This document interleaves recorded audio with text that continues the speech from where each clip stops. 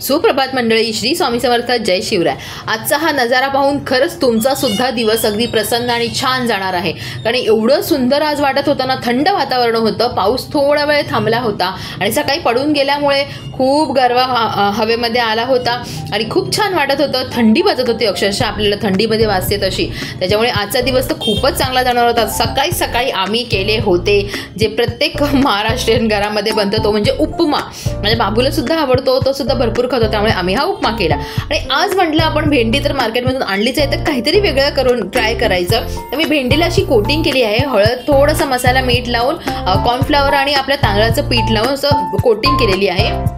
त्यात आपलं रोजचं हे साहित्य, कांदा, टोमॅटो कापलेलं आणि भेंडी मी आधी तेलात आधी फ्राय करून घेतली थोडीशी, म्हणजे पूर्ण ती शिजेपर्यंत ती तेलामध्ये फ्राय करून घेतली। कारण आपण ह्याच्यानंतर जे दह्याचं मिश्रण करणार आहोत त्यात ती शिजवायला आपण नाही टाकणार आहोत, तर हे आधीच शिजवली। त्याच्यानंतर दही घेतलं घट्ट असं, त्याच्यामध्ये सर्व आपले मसाले मिक्स केले, मीठ मिक्स केलं आणि त्याच्यानंतर हे दही असं थोड्या वेळेला अगोदर फोडणीला टाकायच्या अगोदर ठेवून दिलं होतं साईडला आणि त्याच्यानंतर थोड्या वेळाने फोडणी टाकणार होती। आणि हे आम्हाला रस्त्यात जे भेटलं होतं ना अळू, त्या अळू आणि अळूच्या दांड्याची मम्मीने सुक्की भाजी केली होती। आपण अळूचं गरगट्टा करतो तसं नाही केलं होतं। आणि हे बघा, त्याच्यानंतर मी छानपैकी ते दही फोडणीला घातलं आपल्या सर्व फोडणीच्या सामानाने आणि अशी छान भेंडी दही घेतली, कारण भेंडी दही खायला मला आवडते, भेंडीची भाजी मी खाऊ शकत नाही। आणि आज मी माझ्या दुकानाला असं छानपैकी सजवलं आहे। माझ्या दुकानात जे काही भेटतं ते सर्व मी डिस्प्लेला लावायचा प्रयत्न केला आहे आणि 15 ऑगस्ट जवळ असल्यामुळे असं छानपैकी सर्व सजवून घेतलेलं आहे। छान दिसतंय की नाही? मला सुद्धा अगदी सुटसुटीत आणि नीटनेटकं आवडतं। आणि बाबूच्या शाळेमध्ये असं 15 ऑगस्ट आणि कृष्ण जन्माष्टमी हे दोन्ही सेलिब्रेट करणार होते।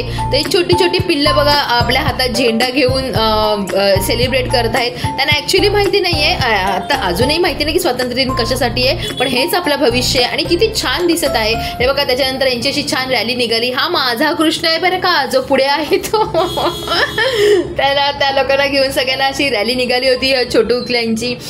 खूप छान वाटत होतं। हे लोक सुद्धा थोडे एन्जॉय करतात की छान छान सगळ्यांनी व्हाईट कपडे घातलेले, सर्वांच्या हातात झेंडे दिले होते। हे आपल्या भारताचं भविष्य आहे।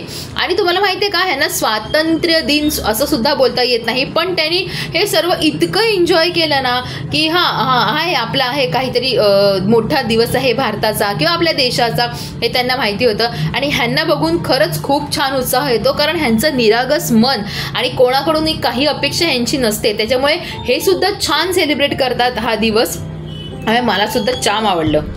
आणि अशा प्रकारे रॅली झाल्यानंतर कृष्ण जन्म साजरा करायला लागले हे लोक सर्व। त्याच्या छोट्या मुलांनी मिळून हंडी फोडली, माझ्या बाबूच्या हातात नारळ दिलं। काय फोडतात काय नाही त्याला माहिती नव्हतं, पण माझ्या टीचरने मला उभं केलं आणि मला हंडी फोडायला सांगितली। हे बघा, त्याला भीती होती की मी पडीन म्हणून त्याने फक्त घट्ट पकडून ठेवलं होतं, पण त्याने फोडली नाही हंडी वगैरे काही। बस अशा प्रकारे छानपैकी साजरा झाला आणि मला सुद्धा माझ्या शाळेचे दिवस खूप आठवले हे सर्व बघून। थँक्यू।